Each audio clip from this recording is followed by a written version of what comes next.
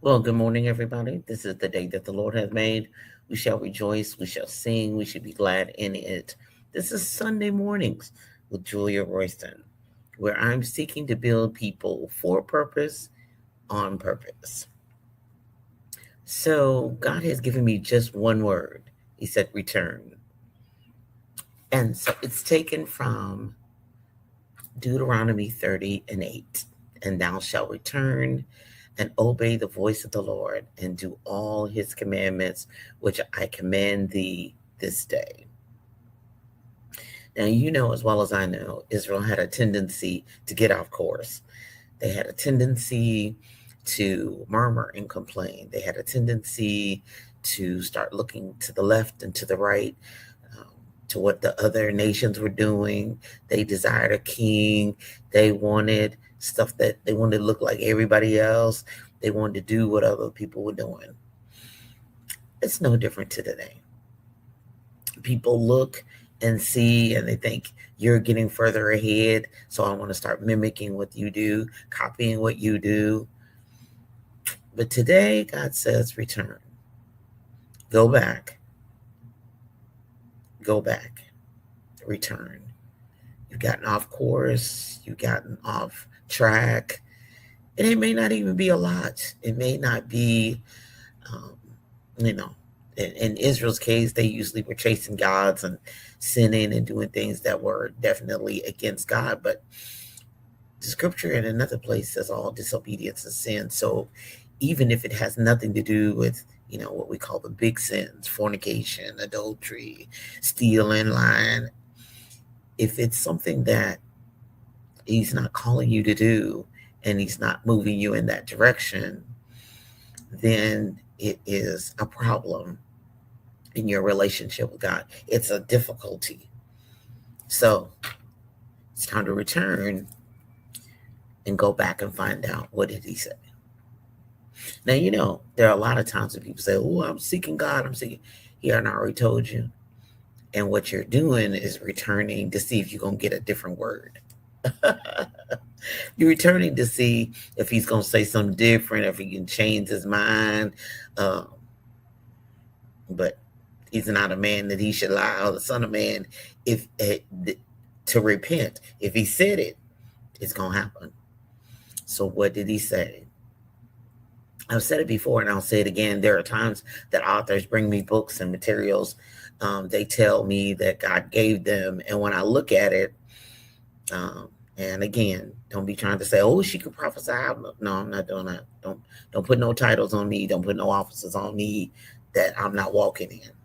But I can clearly see after 18 plus years in the literary business, and if it's something from God, that he's leading them in a direction. But this is usually step one. They want transition, they want blessings, they want favor, they want all the things that he might have said for the end result, but they can't get there because they won't start. They won't do the first thing he said. So what was the first thing he said? What did he say? What did he say? And then additionally, what did he say for you?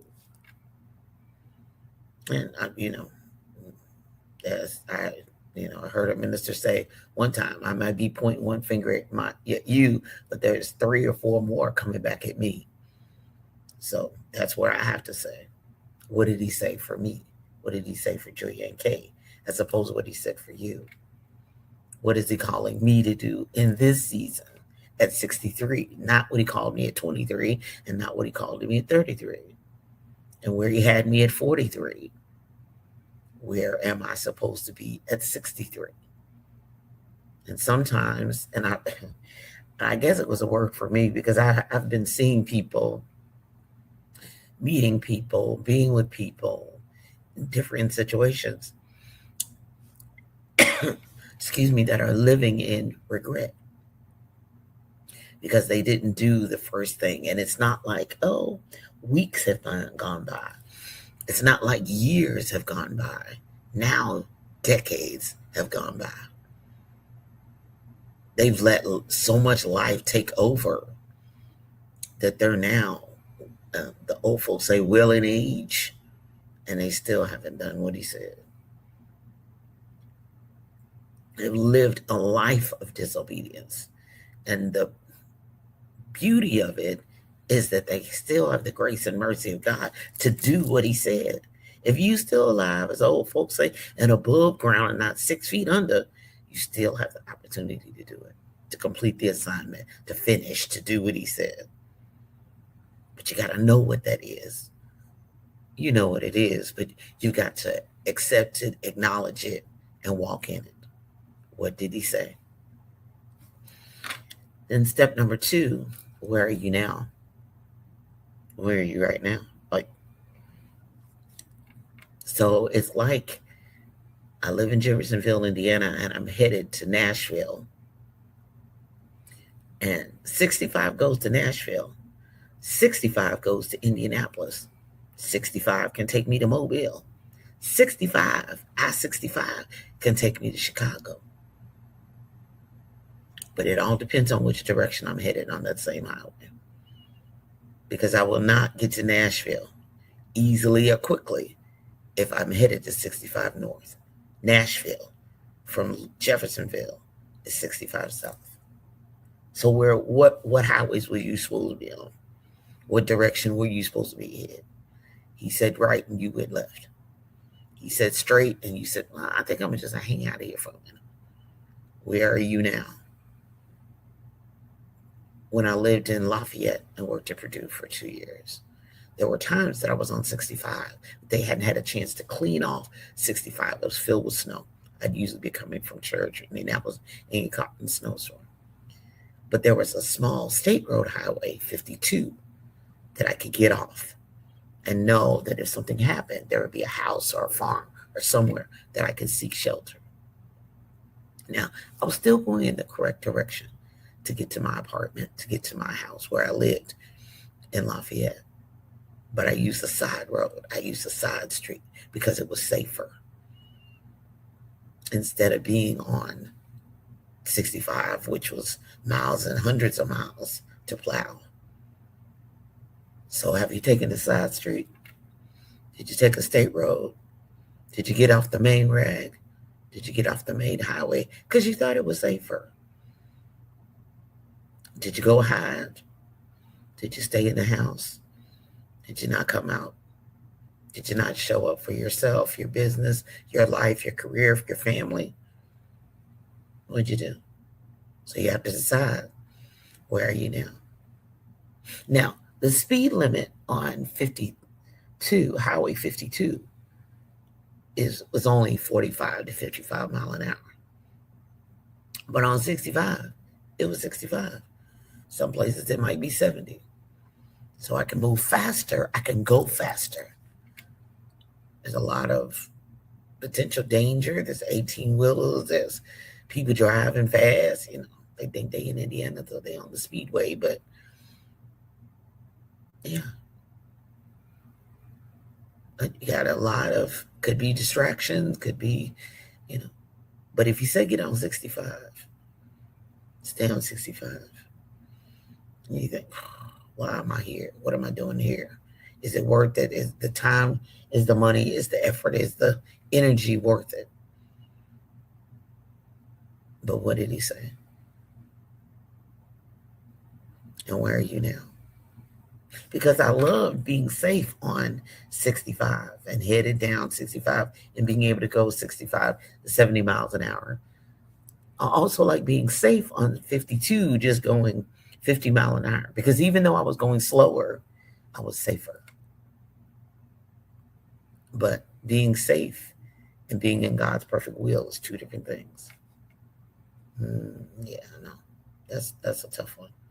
I know he's getting my toes too, but I'm on it with you. I'm going down that road. Remember, only one finger is headed to you. There's three back at me. Where are you supposed to be? Where are you supposed to be? That's a personal thing. That's you know, as they said, you know, Pastor said it's an individual affair. I can't tell you where you're supposed to be now. You know, because God's timing is different than ours. He said his ways is different than ours. As high as the earth is from the heavens, he don't think like us. He don't move like us. And as much as we think I should be further along, some people are like, I should be on the Autobahn. I should be there already. Not necessarily. You may not be ready for it, and it might not be ready for you. So go back, return, go back, go back. Double check if you need to. Open up your journals. What did he tell you in your war room? What you're supposed to be doing? Did you do it? Did you do it like he said to do it? Did you check off the box? And what are you waiting on? Are you waiting on something, another instruction? Are you waiting on you to complete the second instruction? Sometimes after we do the first thing, we just want, some magic door to open. You can imagine that in the commercials, glitter and smoke and fire. Might be in that still small voice, huh? Might be in that small email you didn't send, or that letter that you didn't mail, or I don't know, that gift you didn't give, or the apology you didn't say. Yeah. So where were you supposed to arrive? Where were you supposed to be? You're not there? So what do we need to be doing in the meantime? Is it marked time? Is it prayer time, consecration time? Is to clean up, clean out, purge? Before a major move in my life, I had to purge stuff. I had to go through and clean out my closet. It might be something like that. It may not have to be apologies and 3-day fasts and sackcloth and ashes and all that. Sometimes you don't have room for what he said because you didn't make room for it. I had a teacher friend, I know I've said it before, if you followed me for a while. She was getting ready to get married. She's been married for years, has 2 sons now, but they were, making their plans, and what works for your family and what works for others is not. So it doesn't matter whether the husband moves in your place or you move in the husband's place. You got to make room for him. I said, sweetie, have you cleaned out a closet? Have you looked through your closet? Did you make any room for the man to move in? Does he even have a drawer in your dresser? Is there a closet that's his? Because she was dating him and she was like, I said, well, you ain't made room for the man yet. Y'all been talking and saying his place, your place is bigger. Okay, it don't matter about that. That's y'all's decision. That's y'all's house. That's y'all family. But did you make room for it? Did you remove and clear out and the clutter and all that? Yeah, I got to do that too because I'm pack rat. But do you have room for it? Have you made time for it? Did you center your life around the thing that God is not saying in this season right now? So return. Go back. Go back. Now, as many of you know, if you've known me for a long time, I do not like to get lost. Thank God for GPS, modern GPS. I don't like getting lost. I don't like spinning my wheels. I don't like none of that. That's the reason why I have private time, personal time, where I ask God often. Sometimes he says stuff right away, and sometimes he doesn't say anything. But I keep seeking, and I keep asking, and I keep knocking, because I don't want to waste no time. I don't want to be anywhere he don't want me to be. And if it's something that's supposed to be profitable, fine. If it's not, it's just ministry, then tell me that, and then I'll stay in the space. But if it's supposed to be something else, let me move. Let me return and go back and say, okay, are we still supposed to be here right now with these people doing this thing, paying this money, doing this right now? That's the reason why this is just me and a sidebar. January to have consecration is really great for personal spiritual development, but for action planning, I'm in it right now, June, July, August, because I want to kick the ground off running in January. I don't want to be trying to seek him and figure it out in January when I should be already moved someplace else. I want to have my instructions right away. There's plenty of prayer time and downtime and all that happens during that time too as well. And it should be. And some of it's for community, some of it's for unity. But individually, I want to know ahead of time. I want to seek him early. David said, I get up early and I want to seek him early. I want to seek him early in the process. I want to seek him in the beginning. I don't want to get in the middle of a mess and think, what, huh? Mm-mm. No. And I don't want to stay in a season too long. I don't want to stay in a place too long. So I'm encouraging you, as I'm definitely doing for me. Let's go back. Let's ask him. I remember once, especially when I was getting ready to marry Brian, I kept going and kept asking and kept returning. And he said, don't you ask me another time. I'm like the comedian Marcus Wiley. He said, oh, you think he just thee and thou and thus? Mm-mm. He said, don't you ask me another time. You return. He might tell you that because believe you me, I don't like wasting a lot of time. I don't. I really, really don't. But return. That's all I got. I give you what I got. So that's what he gave me, and that's what I'm giving to you. So that we can live your best life, which is coming up at 10 a.m. Eastern Standard Time, right there on Envision Dash Radio. And then Tuesdays, the Book Business Ball Show. Tuesdays at 10:30 a.m. Eastern Standard Time on envision-radio.com, where praise meets talk. The replays are Live Your Best Life with Royston.com, as well as bookbusinessballspodcast.com. If you are looking for all of my websites and online stores, go to JuliaAKRoyston.com. That's Julia, Julia, another A and K. If you know me a long time, you know why. Royston.com. Julia Royston books can be purchased at Next Chapter Bookstore and Gift Shop inside Ben's Boys, located at 2711 Grandview Avenue in Greensboro, North Carolina. Sankofa Center and Bookstore, Bates Memorial Church, 620 Lamson Street in Louisville, and The Amazing Corner, theamazingcorner.com. They have online bookstore as well as mobile books fairs. Find Ms. Valerie Lewis Coleman, When I See Me Children's Book Fair. The website is whenIseeme.com. Follow her. Julia Royston books are moving when she moves, and we're thankful and appreciative of it. Social media is Julia A, just one A in the middle. Royston, Facebook, Instagram, LinkedIn, Threads, and Lemonade. Yeah, I'm still trying to figure out what I'm doing over there, but I'm having fun learning, so I'm open to it. I'm definitely open to it. So on July 28th, promote that book now. For those of you, whether you self-published or I published your book, or I've helped you, or you've been in a class of mine, promote that book now. It's an ongoing practice. Promotion of your book. And as we head into the holidays, Christmas in July, even headed into the end of the year, let's get the promotion strategies, resources, and tools so that we can promote the message that God has given us to the people he's called us to, with the strategies to help them live their best life. So July 28th, promote that book now class. Register at RoystonTrainingAcademy.com. That's the RoystonTrainingAcademy.com. I trust that something I said or brought to your mind was a call to action, as well as an opportunity, as well as a piercing, a prickling reminder, so that you can take the action steps to live your best life, to also never be able to get out of the will of God. Because if he's leading you and guiding, he's going to be providing.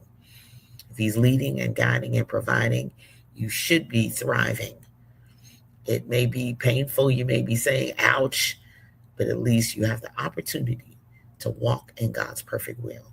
And that's the safest place in the whole wide world, is in the will of God. And thou shalt return and obey the voice of the Lord and do all his commandments, which I command thee this day. I'm Dr. Julia Royston of BK Royston Publishing, Royal Media and Publishing, and the Book Business Boss Consulting, helping you get your message to the masses, turn your words into wealth, and be a book business boss. Living for purpose, on purpose. Be blessed until next time. Bye-bye.